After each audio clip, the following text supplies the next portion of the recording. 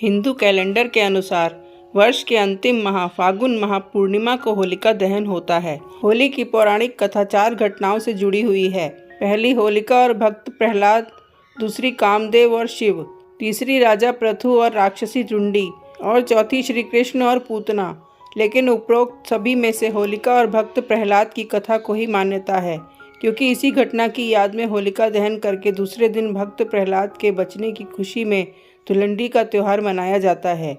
बुराई पर अच्छाई की जीत और वसंत के आगमन के प्रतीक के रूप में रंगों के साथ होली मनाई जाती है। होली की पौराणिक कथा इस प्रकार है। ऋषि कश्यप और दिति के 2 बलशाली पुत्र हिरण्याक्ष और हिरण्यकश्यप थे और 2 पुत्रियां सिंहिका और होलिका थी।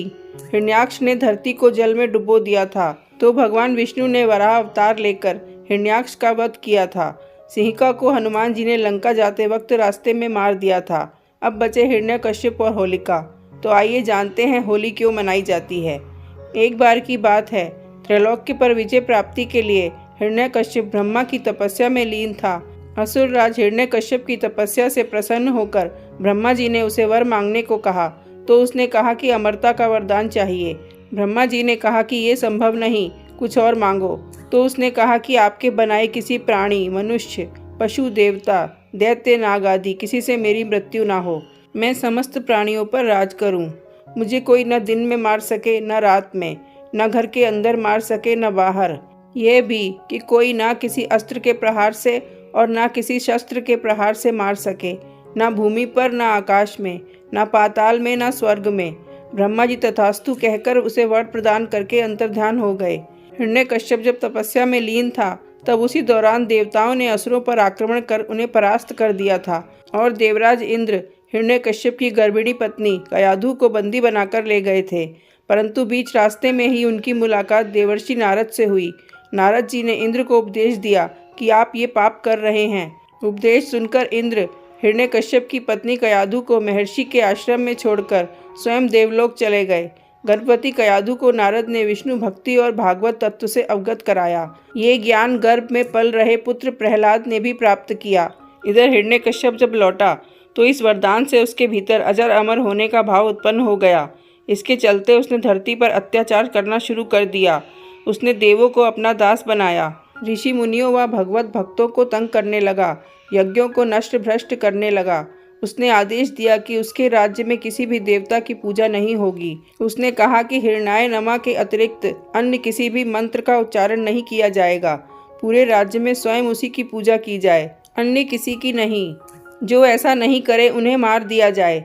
उचित समय पर बाद में प्रहलाद का जन्म हुआ तो राज्य में खुशियां मनाई गईं।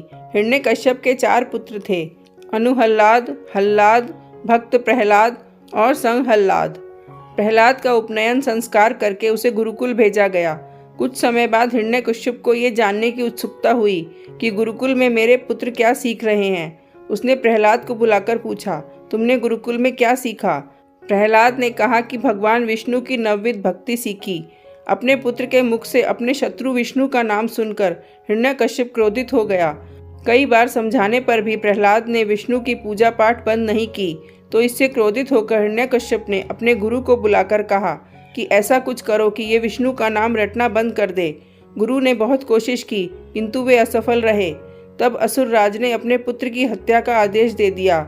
सैनिकों द्वारा उसे विष दिया गया, उस पर तलवार से प्रहार किया गया, विषधरों के सामने छोड़ा गया, हाथियों के पैरों तले कुचलवाना चाहा, पर्वत से नीचे फिकवाया, लेकिन श्री हरि विष्णु की कृपा से प्रहलाद का बाल भी बांका नहीं हुआ। उल्लेखनीय है कि फागुन शुक्ल सप्तमी को प्रहलाद को बंदी बनाकर पूरे 8 दिन तक त्रास दिया गया। हर तरह से मारने का प्रयास किया गया। हिरण्यकश्यप को चिंता होने लगी कि ये नहीं मरा तो लोग विष्णु की ही भक्ति करने लगेंगे।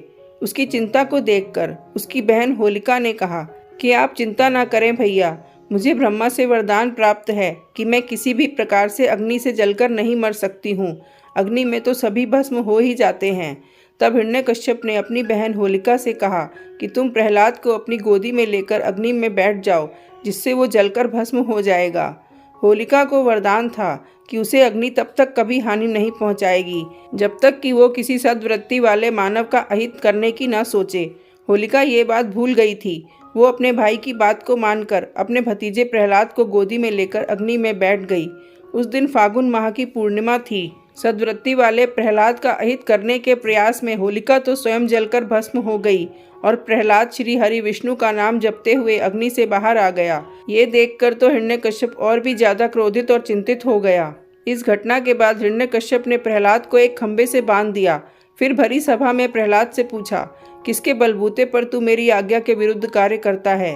प्रहलाद ने कहा, आप अपना असुर स्वभाव छोड़ दें। सबके प्रति समता का भाव लाना ही भगवान की पूजा है। हिरण्यकश्यप ने क्रोध में कहा कि तू मेरे सिवा किसी और को जगत का स्वामी बताता है। कहाँ है तेरा वो जगदीश्वर? क्या इस खंबे में है जिससे तू बंधा है? ये कहकर हिरण्यकश्यप ने खंबे में घूंसा मारा। तभी खंबा भयंकर आवाज करते हुए फट गया और उसमें से एक भयंकर डरावना रूप प्रकट हुआ, जिसका सिर सिंह का और धड़ मनुष्य का था।